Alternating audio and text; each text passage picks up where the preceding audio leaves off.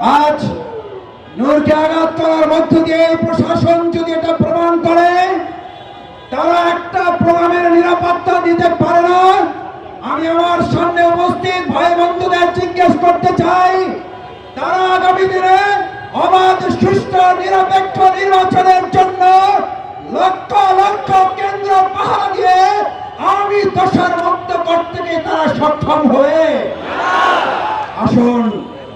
বিচার এবং সংস্কারের প্রশ্ন সেই জন্য এসেছিল, আজ এখানে বক্তব্য দেওয়ার কথা ছিল শেখ হাসিনার বিচারের দাবিতে, অথচ আজ আমাদের কথা বলতে হচ্ছে নূরের উপরে হামলাকারীদের বিচারের কথা বলতে। আমাদেরকে আস্তে আস্তে সহনশীল করে ফেলা হচ্ছে। আসুন, সহনশীলতার মাত্রা বাড়লে নির্মম নির্যাতনের মাত্রা বাড়বে। প্রতিরোধ করার জন্য সবাইকে ঐক্যবদ্ধ থাকতে রাজি আছে। সেই আহ্বান জানিয়ে আমার কথা শেষ করছি। আল্লাহ হাফেজ।